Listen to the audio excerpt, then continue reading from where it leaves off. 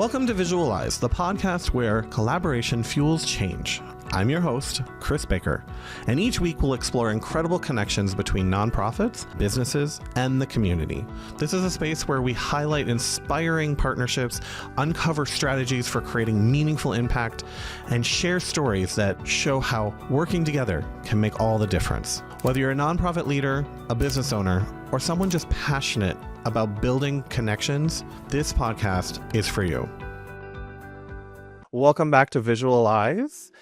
And before we start in on today's episode, we want to give a huge thank you to our brand partner for this episode, Scott Kunes and Kunes Plumbing.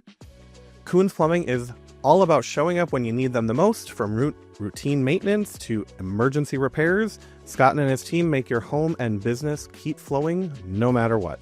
We're proud to have Kunes Plumbing support this podcast. For dependable service you can trust, visit kunesplumbing.com or check the show notes for more information. Now on to the episode.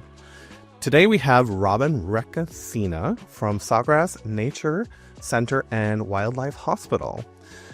You can visit their website at sawgrassnaturecenter.org. Robin is the executive director of the Sawgrass Nature and Wildlife Hospital in Coral Springs, Florida. With a background in zoology and biology education, she has dedicated over 25 years to environmental education and wildlife care. Welcome, Robin. Thank you for having me. I appreciate it. Yes. So, what led you to be so dedicated to helping animals and the environment education? I think I was born to it. I grew up a tomboy in North Carolina and always loved to be outdoors and just exploring what was out there. Always capturing, snakes and frogs and dragging them back home. And my mother quickly telling me to go put them back where they belong, which she was right. Yeah. But I think I was just born, really interested and had a curiosity that being outside was a healthy thing for me. It also was a requirement for our parents, get out to home when the street lights come on or come home for lunch. I do remember that because when I was growing up, there's always that commercial on TV where it's like, do you know where your kids are at? And it was 10 o'clock right before the news. So it's like, oh yeah, let's bring them inside now. I don't think they wanted us out of the house, but I think really they recognized the fact that being outdoors was a healthy thing. Yeah. Not only for their mental health, but for, us not to be cooped up inside. And yeah. My mother grew up on a farm, so being outdoors was natural. But it was always, have you done your homework?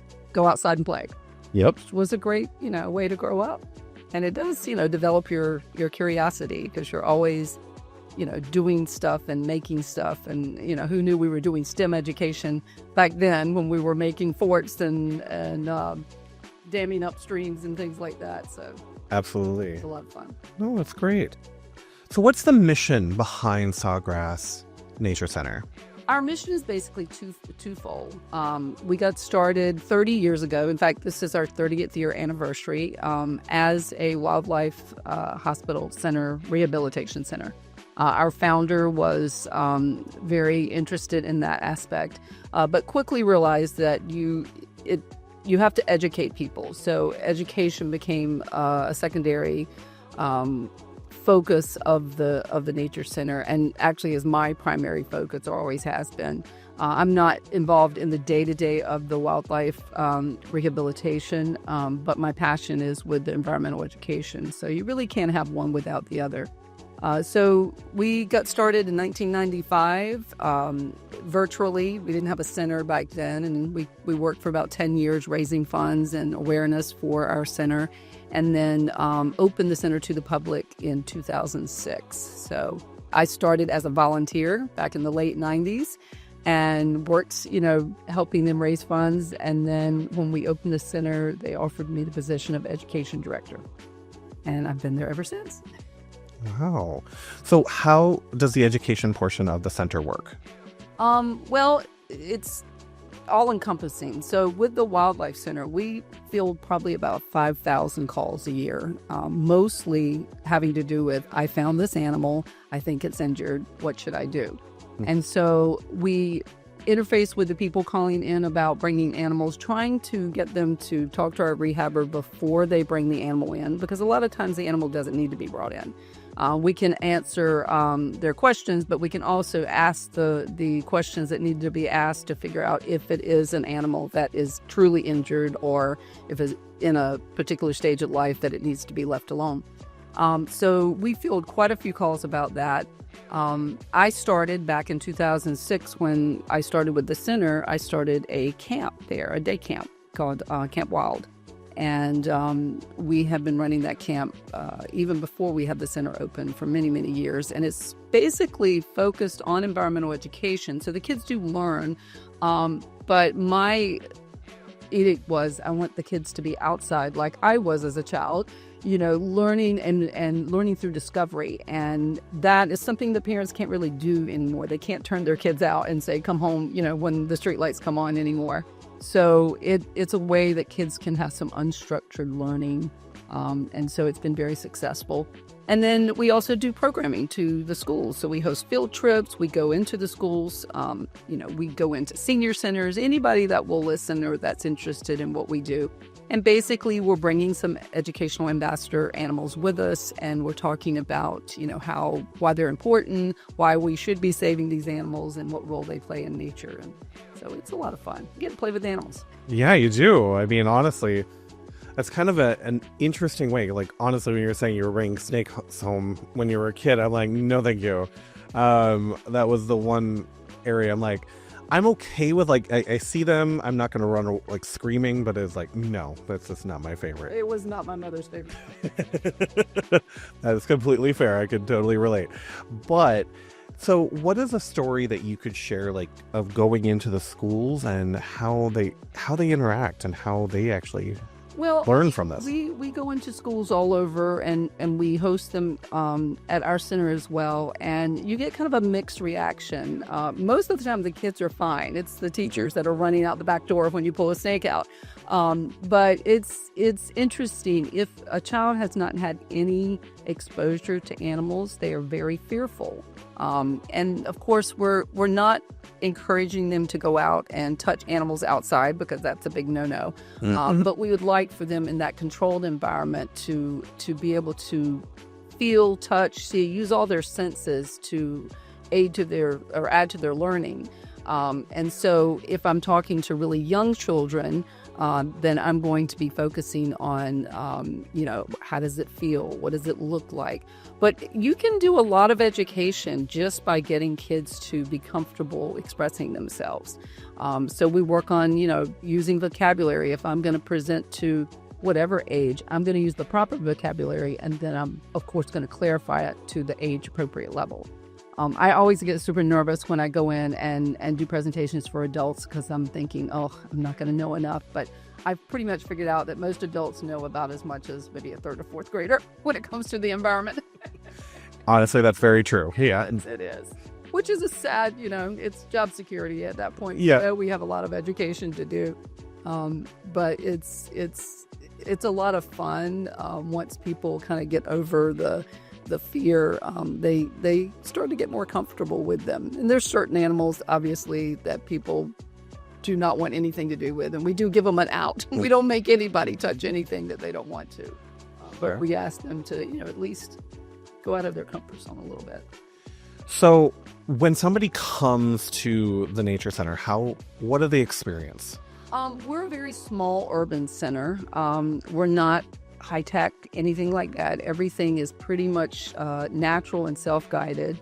We do have a small exhibit area of animals, and these aren't animals that we acquired for exhibit. These are animals that are non-releasable. And so when you come, we do have some ambassador animals in our small building, but primarily most everything is outside. So the animals that people see on display are animals that are non-releasable. Either they're permanently injured, maybe you have a hawk that can't fly. Obviously, you wouldn't release that hawk, but if it's in good health otherwise and it's not in pain or suffering or anything like that, it makes a great ambassador animal. How many people can get up close to a hawk? Right. And, same thing with owls and such like that. The other thing is we have some non-native animals. Now, we don't take in non-native animals on a regular basis because once you take those in, they're yours for life. But after 30 years of doing this, we have acquired a menagerie of those. So we have exotic tortoises and a few exotic snakes and birds and things like that are non-releasable. So we give them a forever home. And it gives us an opportunity. We have a couple of parrots. It gives us an opportunity to talk to people about our own personal responsibility with the environment. Pet responsibility is a huge factor in invasive species in Florida. And so that's one thing that we include in all of our programming. And then when people come to visit, they can also, learn a little bit about, what you need to ask before you get a pet, how long that animal lives, how expensive is it to take care of. Most people don't know that large parrots live 75, 80 years, and when you take in an animal, it's part of your family and it's your responsibility.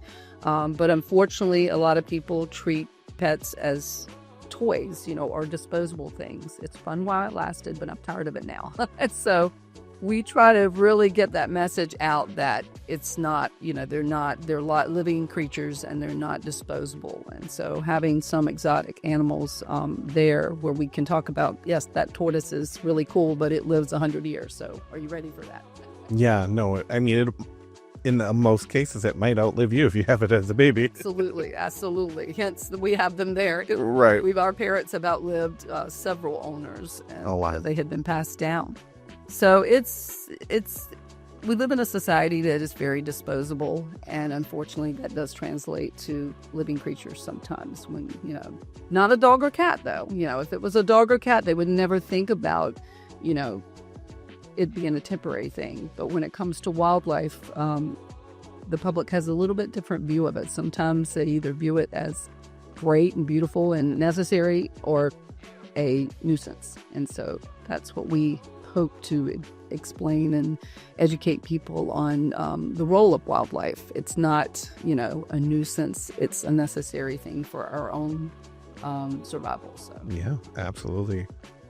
So one of the things that we love to talk about on the podcast is collaboration. So what are some of the impact community partners that you're involved with right now to help spread the word, get more, funding, all of those pieces that really kind of make the center happen? Yeah, we have partnered since our beginning. Our first partnership was with the city of Coral Springs, where we are located.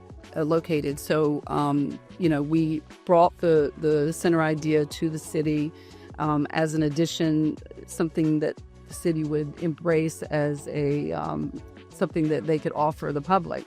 And so we entered into a long-term lease with the city. They helped us get our site, and they own the site, but they entered into a very favorable long-term lease with us, as well as helping us apply for the right grants and bond referendums to build our building. So they really helped us get started. Ongoing, they help us in kind. So we're not a part of the city, but we're kind of like the little stepchild of the city. So I can call on them if I need expertise, especially. You can't know everything. And so they have a lot of experts in the city that can help guide us. So they're a great partner, and that was a natural partnership.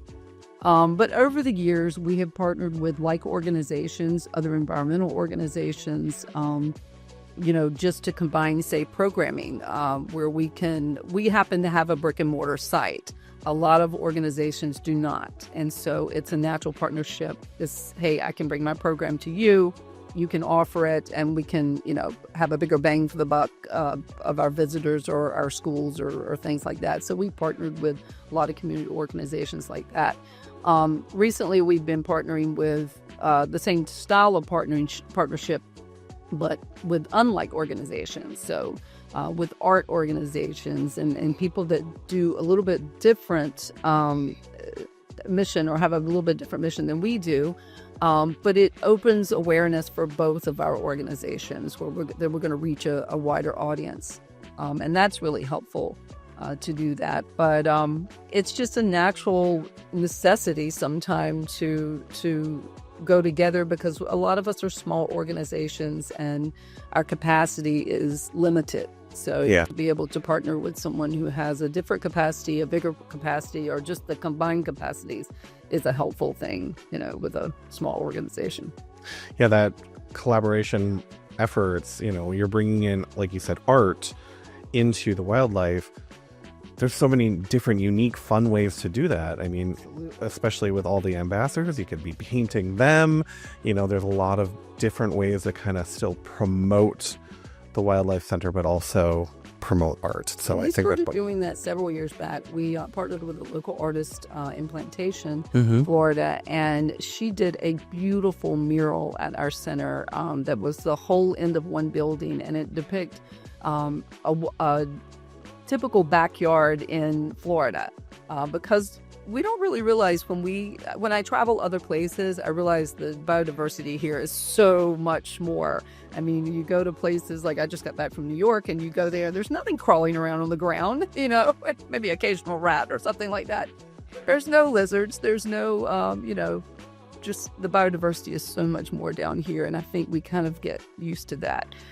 So she depicted that on a beautiful mural of all the different species that are found here. And it's a great teaching tool. When I bring the kids out after a program, we do a tour, I'll use it almost as a post-test, to come out. Can you pick out the only marsupial that lives in North America? And then, they can run and see the opossum. So it's a great teaching tool. And you do reach a different audience or kids on a different level, if they're happen to be really into art, and it's tactile, so you can touch it and feel it.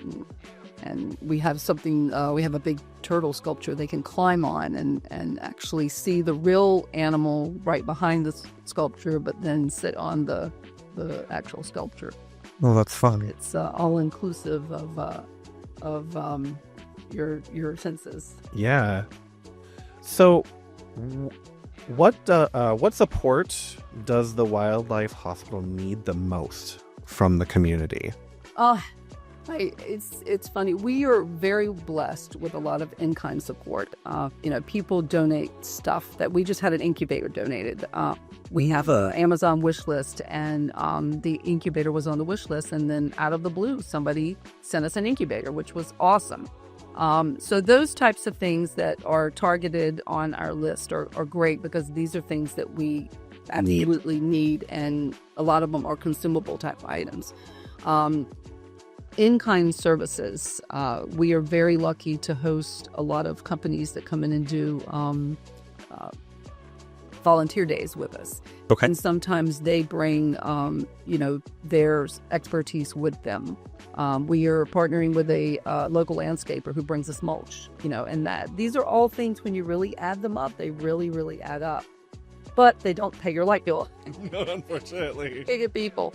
And so my main goal when I came into the executive directorship was to make sure that we are diversified in our revenue streams, because as we all found out in COVID and also recently, you cannot put your eggs in one basket.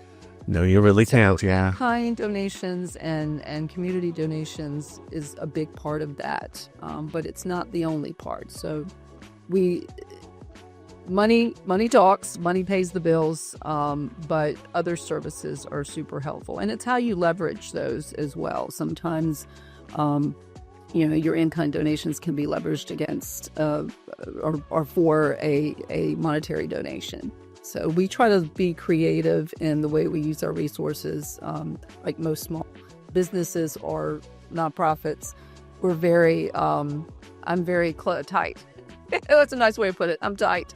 Sure. And so we do not waste anything. And I've kind of surrounded myself with a staff that has the same mindset. So it's, we always look at things like, how could we use this again? Or, how could we get more out of this? And so that and people power, we have great volunteers. We're only a staff of 6 and 2 of us are full-time. The rest is all part-time. Okay. To take care of over 1,000 animals that come through our hospital, 60 to 70 permanent animals, and to, have field trips for 5,000 to 6,000 kids and outreaches and things like that. So we really, really rely on volunteers, the people power to do that. So what are some of the events that happen throughout the year? Well, like I mentioned, we try to diversify our revenue stream, and having events is one of our revenue streams. So each year we have, of course, an annual gala where people come and are able to bid on great items and trips and things like that. And that's really our largest fundraiser of the year. But every year we also have a couple of Orchid Fest. And so that was one way we kind of diversified out to reach a different audience. Orchid people are very dedicated to orchids. I found that out. So we host about 30 vendors. I think it's the first weekend in December and the last weekend in February each year, of all kinds of garden supplies, but orchids being the focus. And for us, it's a great fundraiser. We make our money through the gate fees. So the more people that come, the better we do. And it's a great way to reach a different audience and get people to come to our center after, a special event. We have so many people that come by and say, I've been here for 20 years, or I've been riding by this place and I never knew what was here, and I finally stopped. And so we're kind of a hidden gem. So these events really help us get the word out. And of course, we participate in other events throughout the year with the city of Coral Springs and other cities as well. And then we host some events for them. So that's a great partnership, is we're the kind of the natural host for some of their environmental festivals and things like that. So we try to reach as many people that way. How does everybody find out about the events, or they can contact you for more information? They can definitely call the center and contact us about that, but we try to post everything on our social media, Facebook and Instagram, and on our website as well. And then we're connected with some of our partners, the City of Coral Springs, and some of the other partners that we've done events with, and we try to get the word out that way. But definitely through our social media is probably the most current way to find out what's going on. Is there a specific handle that is across all the platforms, or? SNC Wild. Say that one more time. SNC Wild. SNC Wild. Sawgrass Nature Center. Okay. The least social media ever, so I'm probably telling you the wrong thing. Well, we'll definitely add it to the show notes. Not a worries there. But then the website, again, just for everybody, is sawgrassnaturecenter.org. And the phone number to contact you is 954-752-9453. Yep, that's it. Okay. Wild. The Yep. last 4 digits are wild. Perfect. So I just want to say one more time, thank you so much to Scott Kunes and Kunes Plumbing for being the brand partner for this episode. And now my favorite question of every time that we have an episode, we always end with, what is the legacy that you personally want to leave for future generations? Wow. I thought about that. I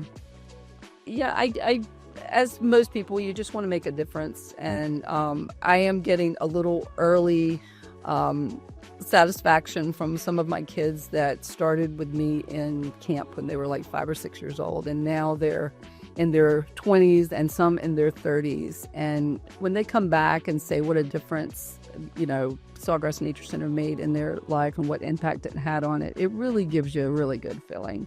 We've had a lot of kids go through our camp over the years, and I've hired some of them actually as staff members. And I remember one particular one that she started with me in high school, and we ended up hiring her, and she worked with us a couple of years, and now she's a high school marine science teacher.